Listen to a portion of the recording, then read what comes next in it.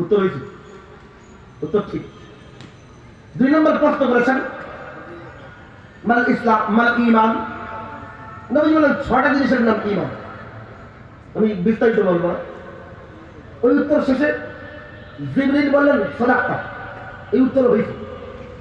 3 নম্বর প্রশ্ন করলেন মাল ইহসান, নবী জবাব দিলেন, এর জবাবেও জিবরিল বললেন সাদাক্তা, উত্তর হয়েছে।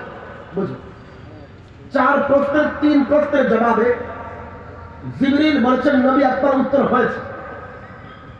স্বাভাবিকভাবে যখন কেউ প্রশ্ন করে, এর মানে প্রশ্নকারী প্রশ্নের উত্তরটা জানে না বলেই প্রশ্ন করে। আমি কি বুঝাইতে পারতেছি? যখন কেউ প্রশ্ন করে, এর মানে সে উত্তর জানে না, এই জন্য প্রশ্ন করে।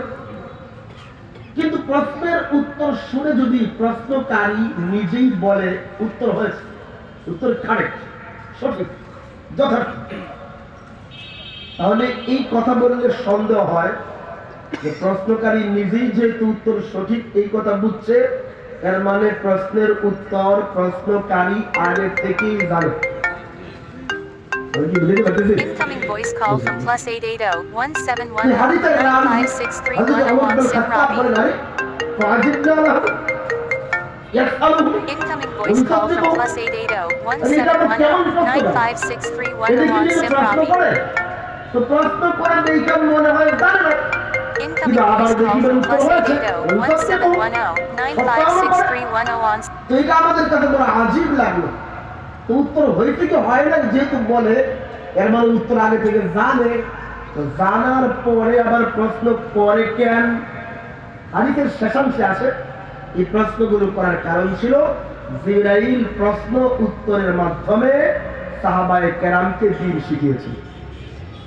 মূলত মাকসাদ ছিল এটা। তো যাই হোক, এই 3 প্রশ্নের উত্তর আমার মাকসাদটা লম্বা বলবো, মাকসাদ হলো আবার 4 নম্বর প্রশ্ন। 3 প্রশ্নের উত্তর যখন শেষ হয়ে গেল, প্রশ্ন করেছেন জিবরাইল, উত্তর দিয়েছেন নবী। উত্তর নবীর শেষ হওয়ার পরে জিবরাইল আবার বলেছেন সাদাক্তা, আপনি সত্য বলেছেন, আপনার উত্তর হয়েছে, সঠিক উত্তর হয়েছে। 4 নম্বর প্রশ্ন করলেন জিবরাইল, ফাখবিরনি আনিস সাআহ। আচ্ছা নবী বলেন কিয়ামত কবে হবে? কিয়ামত কবে হবে? এই প্রশ্নের জবাবে নবী যদি শুধু বলতেন যে আমি জানি না, আমি জানি না, তাহলে আমাদের সন্দেহ হতো আগের 3 প্রশ্নের উত্তর তো জিবরাইল জানে, তো 4র্থ প্রশ্নের উত্তর নবী জানে না, তবে মনে হয় জিবরাইল জানে, এমন একটা সন্দেহের আশঙ্কা ছিল। কিন্তু মজার বিষয় হলো 4র্থ প্রশ্নের জবাবে নবী বলে আজীব শব্দ ব্যবহার করেছেন। জিবরাইল যখন বললেন ফাখবিরনি আনিস সাআহ, নবী বলেন কিয়ামত কবে হবে, কিয়ামত বিষয়ে কিছু জানেন? তো নবী জবাবে বললেন মান মাসউল আনহা বিআ'লামা মিনাস সাইল, মান মাসউল আনহা বিআ'লামা মিনাস সাইল। নবী বললেন শোনো, কিয়ামত যে কবে হবে এই কথা আমি নবী মুহাম্মদ যেমন জানি না, তুমি জিবরাইল নিজেও জানো না। সুবহানাল্লাহ, গুনাহ হলে তো সবাই বলেন সুবহানাল্লাহ। তো কিয়ামত কবে হবে? জিবরাইল নবী যেমন জানে না, জিবরাইল নিজেও জানে। নবী শুধু এতটুকু বলেন না যে আমি জানি না,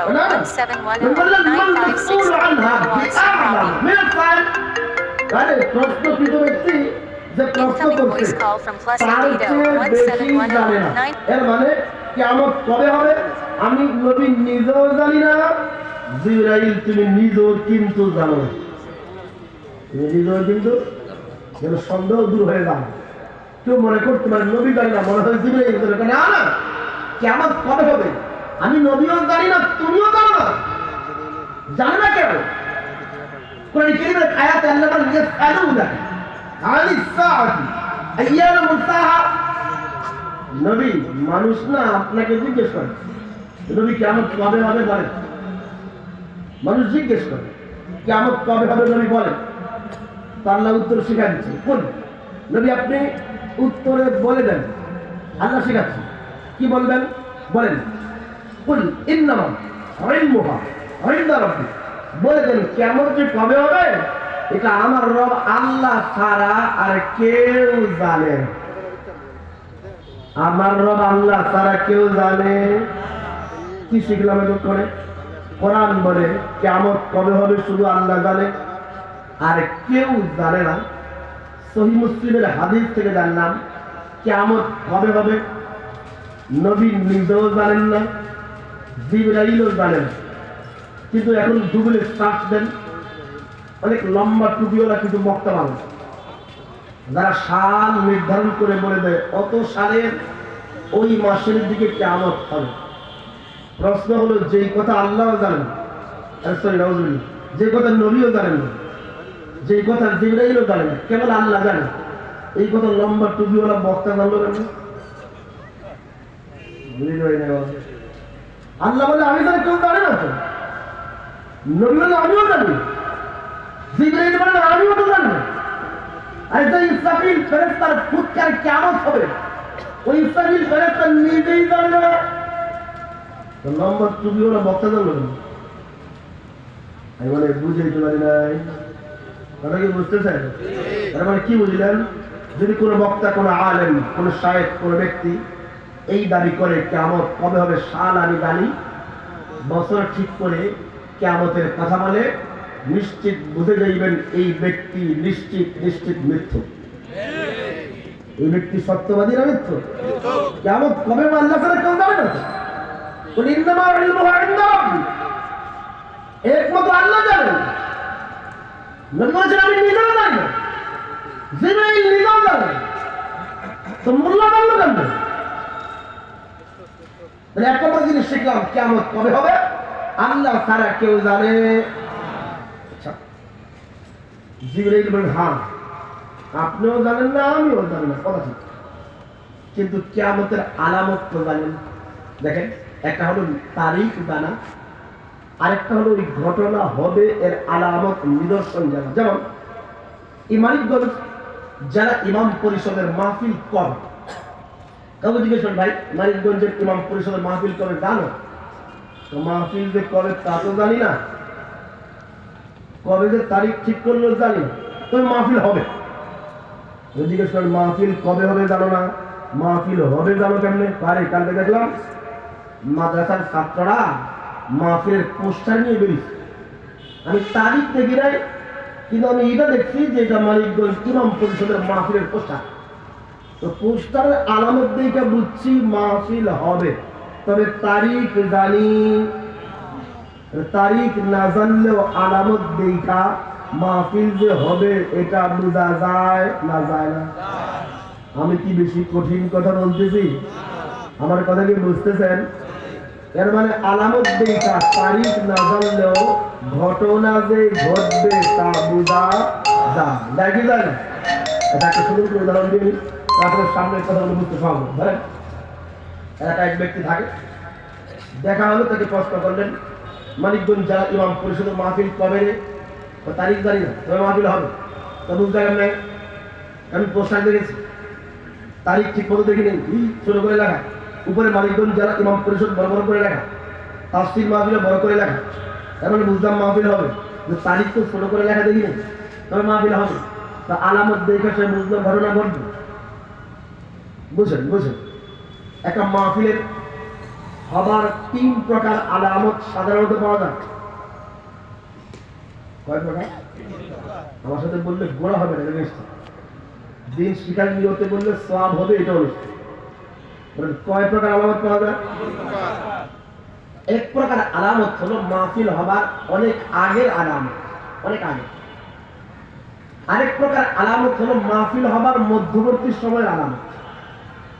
আরেক প্রকার আলামত হলো মাহফিল হওয়ার কাছাকাছি সময়ের আলামত।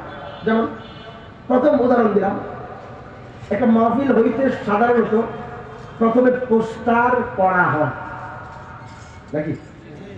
প্রথমে কি করে? এরপরে মাহফিলের কাছাকাছি সময় আসলে মাইকিং করা হয়। মাইকিং। 3 নম্বর, মাহফিলের দিন এসে গেলে প্যান্ডেল পুরা হয়ে যায়, মাইক লাগায় আসেন। বুঝাইতে পারতেছি? মাইক লাগানো কমপ্লিট মানে মাহফিল আরো 1 সপ্তাহ পরে না, একদম আজকেই হবে। আমি কি পুরো বুঝাইতে পারতেছি? কাউকে জিজ্ঞেস করলেন মাহফিল কবে, বললো তারিখ জানি না, তবে হবে। তো প্রমাণ কি? ও দেখলাম পোস্টার নিয়ে বেরিয়েছে। এবং পোস্টার যেহেতু আজকে নিয়ে বেরিয়েছে, মাহফিল 4-5 দিন দেরি আছে, কমপক্ষে 1 সপ্তাহ দেরি আছে। দূরবর্তী আলামত। আরেকদিনও জিজ্ঞেস করেন মাহফিল কবে করে জানি না, তারিখ দেখি নাই, তবে আজকে মানিকগঞ্জ বাজারে মাইকিং করতে দেখছি, তারিখ শুনি নাই, বক্তার নাম শুনছি, জায়গার নাম শুনছি, এরকম হয় না? তো তারিখ না জানলেও কবে হবে মাইকের আলামত দেখে আমরা বুঝে যাই সময় কাছাকাছি। বুঝতে পারতেছি বলো। 3 নম্বর, অফিস করতে গেলে জিজ্ঞেস করলো যে ভাই মানিকগঞ্জের মাহফিল কবে, ইমাম করেছেন, কেউ জানি না, তো মাহফিল দেরি হয়ে মনে হয় আজ কি হবে, আজ কি হবে নিশ্চিত করলে। তো যদি আমি পোস্টার দেখি নাই, মাইকিং দেখি নাই, কিন্তু আসার সময় হাই স্কুল মাঠে প্যান্ডেল কমপ্লিট, মাইক লাগানো শেষ, লাইটও লাগিয়ে ফেলছে, এই সব আলামত দেখে বুঝলাম ঘটনা আজকেই ঘটবে। আমি কি বুঝাইতে পারছি পড়া? তার মানে ফিক্সড তারিখ না জানলেও আলামত দেখে দেখে সময় কতটুকু বাকি আছে আন্দাজ করা যায়। যদি এতটুকু বুঝেন তো আমার বাকি অংশের হাদিসের অনুবাদ বুঝবেন। জিবরিল বললেন, নবী কিয়ামত যে কবে হবে আপনিও জানেন না, কিয়ামত যে কবে হবে আমিও জানি, কিন্তু কিয়ামতের আলামত তো জানেন। কিয়ামত হবার আগে কিছু ঘটনা ঘটবে, আলামত সংঘটিত হবে, এগুলো জানেন তো। ফাখবিরনি আন আমারাতিহা, নবী তাহলে কিয়ামতের কিছু আলামত বলেন, আলামত বলেন, নিদর্শন বলেন, কিয়ামত হবার আগের নিদর্শন। নবীজি এবার বললেন, হ্যাঁ এটা আমি জানি, এটা জানি। এবার নবীজি আলামত বলতে লাগলেন। এই হাদিসে জিবরিল নবী 2টা আলামত বলেছেন, এটা আমার বলার মাকসাদ না। আমি আরেকটা আলামত বলি, ওই আলামত বোঝানোর জন্য এই লম্বা ভূমিকা নিয়েছি, এই লম্বা ওয়াজ করেছি। এই 3 নম্বর একটা আলামত 2 মিনিটে বলা। আলামত বলার আগে আগে এতটুকু বুঝেন, কিয়ামতের আগে কিছু আলামত সংগঠিত হবে।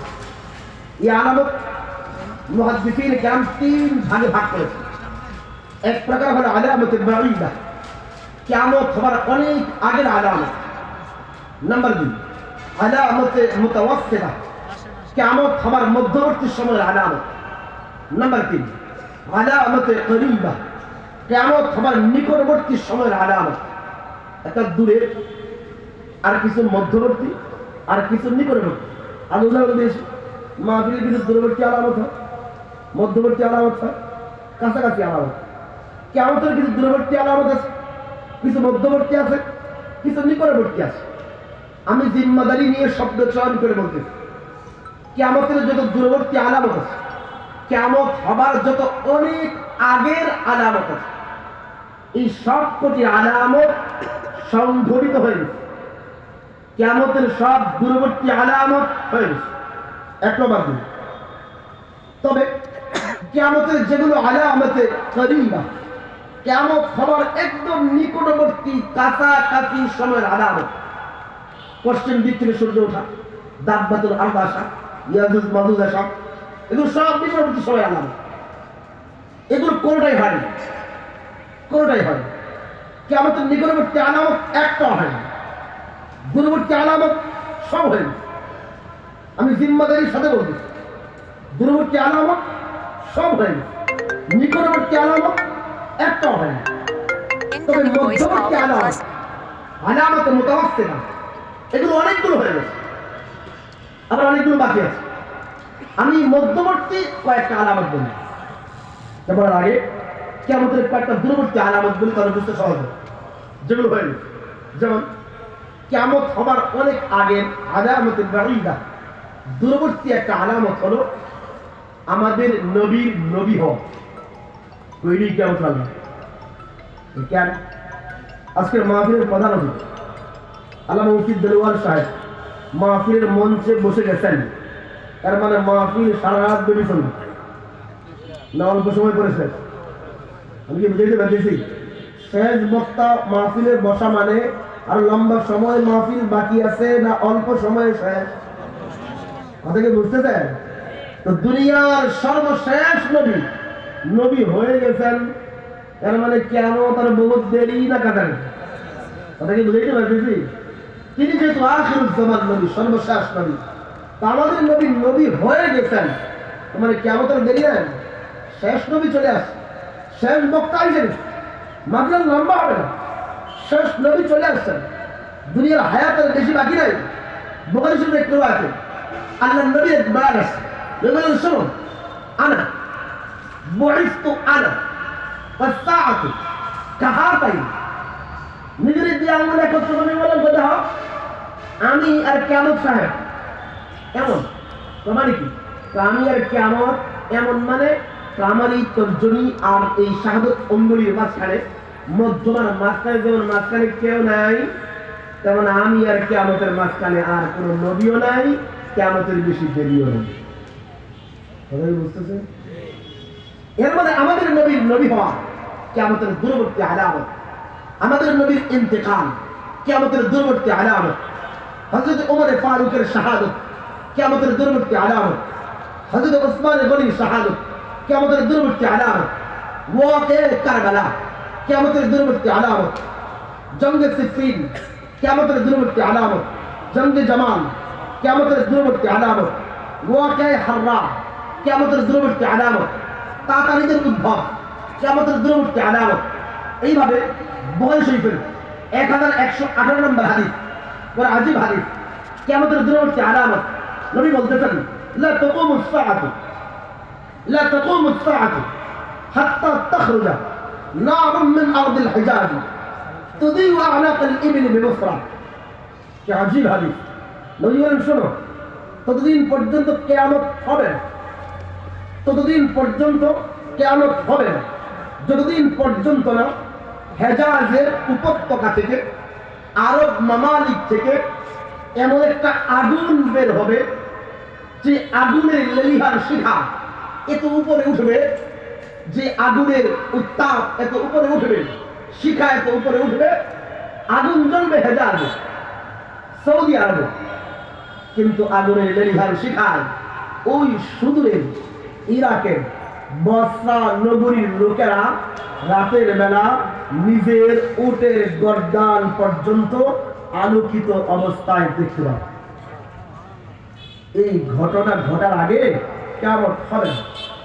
এই হাদিসের ব্যাখ্যায় শরহে নববীতে ইমাম নববী রাহমাতুল্লাহ আলাইহি এবং আল বিদায়া ওয়ান নিহায়াতে ইবনে কাসীর রাহমাতুল্লাহ আলাইহি আল্লাহর নবী যে বললেন, এমন একদিন আসবে কিয়ামতের আগে হেজাজের ভূমি থেকে একটা আগুন বের হবে, আগুন এত উপরে উঠবে, আগুনের আলোয় ওই ইরাকের বসরা নগরীর উটের গর্দান পর্যন্ত আলোকিত হয়ে যাবে। এই ঘটনা ঘটে গেছে 653 হিজরিতে। 653 হিজরিতে মদিনার এক পাহাড়ের পাদদেশ থেকে, পাহাড়ের এক উপত্যকা থেকে এমন এক আগুন বের হয়েছিল, যে আগুন লম্বায় ছিল 14 মাইল, প্রস্থে ছিল 4 মাইল। এই লম্বায় আগুনটা এমন বিভৎস ছিল, এমন ভয়ানক ছিল, এমন ভয়ঙ্কর ছিল, দিনের বেলা আকাশের দিকে তাকাইলে এই আগুনের উত্তাপে মনে হইত আকাশের সূর্যটা কেমন মলিন হয়ে গেছে, তার বুঝি কোনো উত্তাপ নাই, আলোই নাই। আর রাতের বেলা এই আগুনের তাণ্ডবে মনে হতো পুরা মদিনা শহর দিনের মতো আলোকিত, সব ফর্সা। এই আগুনটা যেই দিক দিয়ে যাইত, পাথরের পাহাড় পর্যন্ত মোমের মতো গলে যাইত। এই আগুনের ভিতর থেকে তীব্র জলোচ্ছ্বাসের সময় ভয়ানক ঝড় যখন শুরু হয়, তখন পানির ভিতর থেকে যে ভয়ঙ্কর বিভৎস আওয়াজ আসত, এই আগুনের ভিতর থেকে এমন ভয়ানক বিভৎস আওয়াজ ভেসে আসতো, গর্জন ভেসে আসতো। এই আগুনটা 1 মাস পর্যন্ত স্থিতি ছিল, 1 মাস পর্যন্ত আগুন জ্বলতেছিল। ইরাকের বসরা নগরীর লোকেরা, যে ইরাকের বসরা মদিনা থেকে 985 কিলোমিটার দূরে, আগুন জ্বলছে মদিনা, কিন্তু আগুনের লেলিহান শিখায় 985 কিলোমিটার দূরে ইরাকের বসরা নগরীর লোকেরা বলেছে, আমরা এই আগুনের শিখায় কতবার যে আমাদের উটের গর্দান আলোকিত হতে দেখেছি, এর কোনো সীমা পরিসীমা নাই। কিয়ামতের এই দূরবর্তী আলামত বাকি আছে না হয়ে গেছে? ইবনে কাসির বলেন তো হয়ে গেছে। এরকম কিয়ামতের যত দূরবর্তী আলামত আছে সব হয়ে গেছে। কিয়ামতের নিকটবর্তী আলামত কোনটাই হয় না, মধ্যবর্তী আলামত এগুলো অনেকগুলো হয়ে গেছে, কিছু আছে। আমি একটা আলামত বলবো, মূলত যেহেতু প্রথম হাদিসটা বললাম, সহিহ মুসলিমের হাদিসটা মনে পড়লো, এটা বলি। দুইটা আলামত তৈরি বলেছে, এটা বইলাম পরে আমি মূল আলোচনা বলবো। নবী দুইটা আলামত বলেছে। জিবরাইল বলেন, নবী বলেন কি আমাদের কিছু আলামত বলেন। তোমার বিরক্ত হয়ে গেছে, উদাহরণ হয়ে গেছে, এখানে বেশি বেশি উঠতেছে। ইমাম পরিষদের মাহফিলে আসছে, হ্যাঁ বিরক্ত হয়েছি, বিরক্ত করে বার করা কি দরকার? আমি বললো মর খাট করে বললো সুবহানাল্লাহ, সত্যি সত্যি তো মর খাট, সুবহানাল্লাহ। তো জিবরিল বলেন কি আমাদের কিছু আলামত বলেন। তো নবীজি এই সহিহ মুসলিমের কিতাবুল ঈমানের প্রথম নম্বর হাদিসে দুইটা আলামত বলেছে। এক নম্বর আলামত, নবী যখন প্রশ্নের উত্তর দিতে লাগলেন বললেন, শোনো কিয়ামতের একটা আলামত হলো তালিদাল আমাতু রাব্বাতাহা, তালিদাল আমাতু রাব্বাতাহা। নবীজি বললেন কিয়ামতের একটা আলামত হয়েছে, কিয়ামতের আগে বাদীর পেট থেকে তার মনিবা এর জন্ম হবে। মানে কি? বাদীর পেট থেকে তার মালিকের জন্ম হবে। তো মানে কি বুঝেন?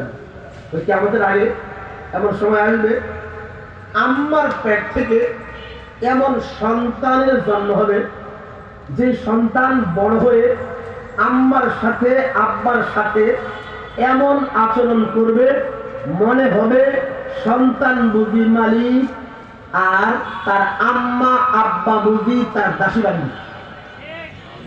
এখন মনে বুঝতে পারবে, এর মানে আম্মার পেট থেকে তার মালিকের জন্ম হয়েছে, এমন সন্তান এমন আচরণ করবে, এমন ভাবে ধমকের সুরে মায়ের সাথে কথা বলবে, এবং ধমক দিয়ে দিয়ে আব্বার সাথে কথা বলবে, মনে হবে সন্তান বুঝি মালিক আর এর আম্মা বুঝি তার গোলাম, তার বান্দি। নবী বললেন কিয়ামতের আগে এই ঘটনা ঘটবে। বলেন তো মানিকগঞ্জের মানুষ, নবীজির ১৫০০ বছর আগে বলা কিয়ামতের এই মধ্যবর্তী আলামত সংঘটিত হওয়া বাকি আছে না শুরু হয়ে গেছে? বাকি আছে না শুরু হয়ে গেছে? আমি একটা থিওরি দিই, যেটা আপনি যদি বুঝেন অনেক দামি একটা কথা, আপনি নিজে বুঝবেন। আপনি আচ্ছা, কার কার আম্মা আছে আপনার বলতে? আব্বা আছে কার কার?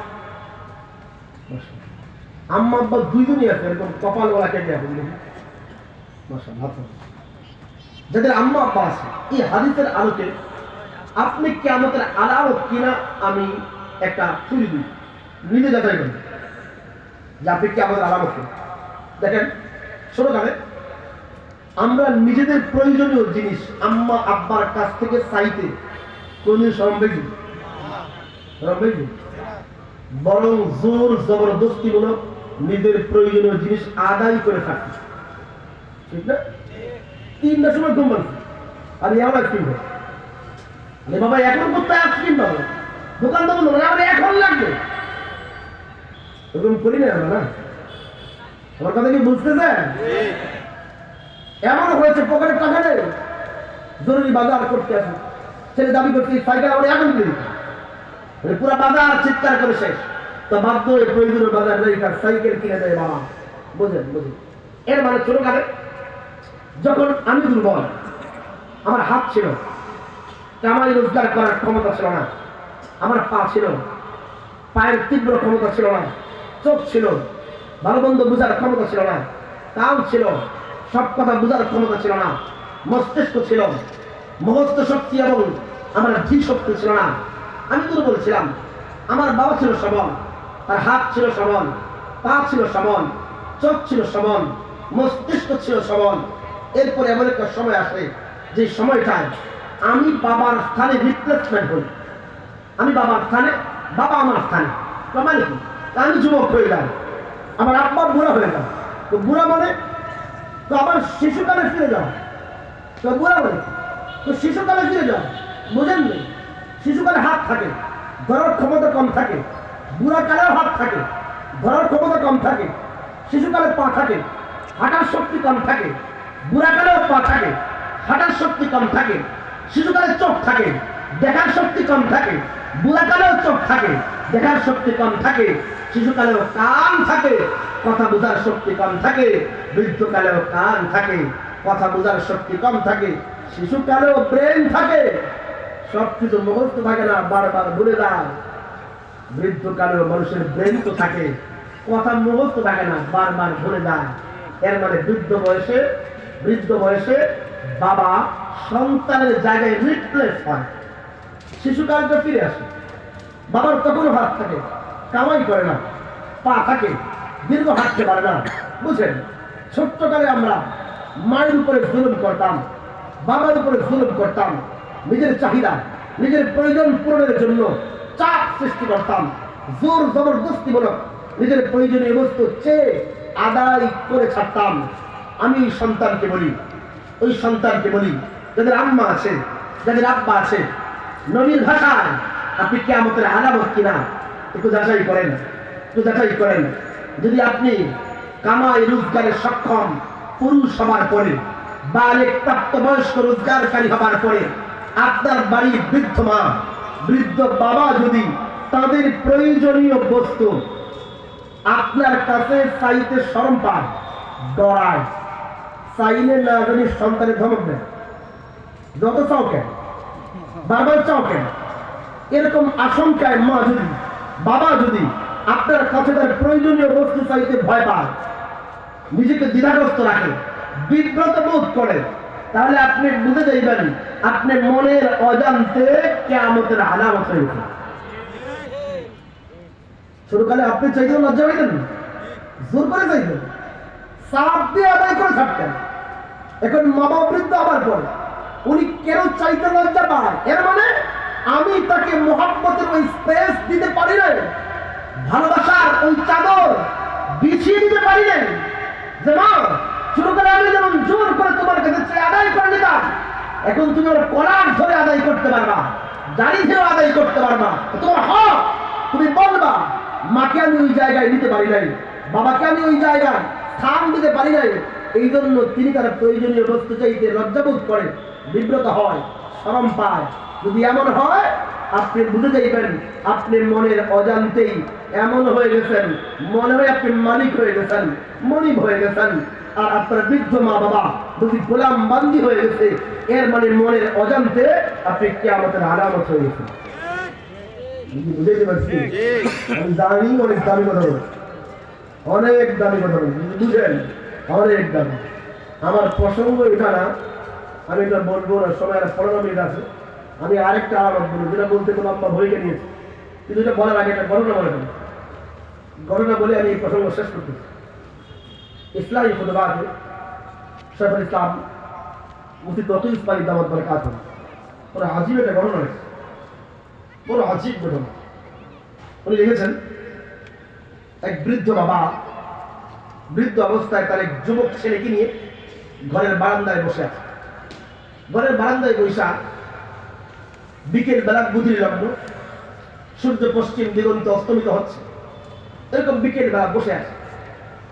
তো বাবা বৃদ্ধ, চোখে কম দেখে, মানুষ বুড়া হয়ে গেলে শিশু হয়ে গেলে, শিশুরা এক কথা বারবার বলে, এক কথা বারবার জিজ্ঞেস করে। দেখবেন বুড়া মানুষ এক কথা বারবার জিজ্ঞেস করে, শিশুরা যেমন ভুলে যায়, বুড়ারাও ভুলে যায়। বুঝলেন? বৃদ্ধ বাবা যুবক ছেলেকে নিয়ে বাড়ি বারান্দায় বসা, চোখে কম দেখে। এই অবস্থায় বৃদ্ধ বাবা বলতেছে সন্তানকে, সন্তান দেখো ওই যে একটা গাছের উপরে, গাছের মগ ডালে গাছটা নড়তেছে, গাছের মগ ডালে নড়ে কে? সন্তান বলল, আব্বু তুমি দেখো না, এটা কাক। কিছুক্ষণ পরে বাবা ভুলে বয়স হয়ে গেছে, মগজ শক্তি দুর্বল, ব্রেন দুর্বল হয়ে গেছে। একটু পরে বৃদ্ধ বাবা আবার জিজ্ঞেস করে, বাবা ওই যে গাছের মগ ডালে কি যেন নড়ে, এটা কি? ছেলে আগের তুলনায় একটু কণ্ঠ চড়িয়ে বলল, একটু আগে না বলছি এটা কাক। 4-5 মিনিট পরে বাবা আবার ঘুরে, বৃদ্ধ মানুষ কথা বলে যা, আবার জিজ্ঞেস করে, বাবা Incoming voice call ওই from যে +880 গাছের মগ ডালে কি যেন নড়ে, এটা 176112. কি? সন্তান এবার আগের তুলনায় একটু খেপে গেছে। তোমার একটু আগে বললাম এটা কাক। 4-5 মিনিট পরে বৃদ্ধ বাবা আবার ঘুরে। মানুষ বয়স হয়ে গেলে কথা বলে যান, এক কথা বারবার জিজ্ঞেস করে। বৃদ্ধ বাবা আবার জিজ্ঞেস করতেছে, বাবা ওই যে গাছের মগ ডালে কি যেন নড়ে, এটা কি? এবার যুবক সন্তান ক্ষিপ্ত হইয়া বসা থেকে দাঁড়ায় গেছে। সেই বাবা বলল, তোমার আমি 100 বার বলছি, এতবার জিজ্ঞেস করো? আমি বললাম না গাছের মগ ডালে কাক, এতবার জিজ্ঞেস করো কেন? খেপে গেছে। সন্তানকে ক্ষিপ্ত হওয়া দেখা বৃদ্ধ বাবা বলল, আমার সন্তান তুমি একটু বসো। আমার ঘরে বললো যে ঘরের একটা তাকে আলমারির ভিতরে কথা করে বললো যে দ্বিতীয় তাকের মাঝে একটা ডায়েরি আছে, ওই ডায়েরিটা একটু নিয়ে আসে। সন্তান বলে, কেন? বৃদ্ধ বাবা বলে, তুমি আনো না তো নিয়ে আসছো ওই ডায়েরি। তো এই ডায়েরিটা ছিল হচ্ছে আজ থেকে 35 বছর আগে আমি দিনলিপি লিখতাম। অনেক মানুষ আছে সারাদিন যা কিছু করে সন্ধ্যাবেলা বসে বসে দিনলিপি লিখে, যে আজকে কি করলাম, কোথায় গিয়েছি, কার সাথে সাক্ষাৎ হয়েছে। তো 35 বছর আগে, আজ থেকে 35 বছর আগে এমনি এক বিকেল বেলার একটা ডায়েরি লেখা আছে, আমার একটা দিনের ডায়েরি লেখা আছে, দিনলিপি লেখা আছে, ওটা একটু পড়ো। সন্তান ওই দিনলিপি খুলছে, ডায়েরির পৃষ্ঠা করে দেখে আজ থেকে 35 বছর আগের গল্প। তো এমনই এক বিকেল বেলা, এমনি এক সন্ধ্যার পূর্ব লগন, এমনই এক বারান্দায় আমিও বসা, তুমিও বসা, এমনই এক গাছের মগ ডালে কাক নড়তেছিল। কিন্তু জানো 35 বছর আগে ওই দিন আমি ছিলাম এক তাগড়া যুবক। যেমন আজকে তোমার হাতে শক্তি আছে, সেই দিন আমার তীব্র শক্তি ছিল হাতে। যেমন আজকে তোমার পায়ে শক্তি আছে, ওই দিন আমার পায়ে শক্তি ছিল। আজকে যেমন তোমার জবানের শক্তি আছে, জোরে কথা বলতে পারো, ওই দিন আমার জবানের শক্তি ছিল। ওই দিন আমার চোখে এমন পাওয়ার ছিল, যেমন তোমার চোখের পাওয়ার আছে অনেক বেশি। ওই দিন আমার ব্রেন শক্তি কেমন ছিল, যেমন আজকে তোমার ব্রেন শক্তি ভালো। জানো ওই দিন আমি তোমার জায়গায় ছিলাম আর তুমি ছিলে আমার জায়গায়। তো মানে কি জানো, ওই দিন তুমি ছোট্ট এক বালক সন্তান, তোমাকে আমি কোলে নিয়ে ঠিক এমন এক বারান্দায় বসাছিলাম। তোমার হাত তো ছিল, ধরার ক্ষমতা কম ছিল, চোখ ছিল, ভালো মন্দ বোঝার ক্ষমতা কম ছিল, কান ছিল, সব কথা তুমি বুঝতে না। তোমার পা ছিল, হাঁটার শক্তি কম ছিল। এর মানে ওই দিন যায় আজকে আমি যেমন জায়গায় ছিলাম ঠিক তুমি সেই জায়গায় ছিলাম। আজকে তুমি যেই জায়গায়, আমি সেই জায়গায় ছিলাম 35 বছর আগে। জানো বাবা, ওই দিন আমি বারান্দায় বৈশা তোমার কোলে নিয়ে বসাছিলাম।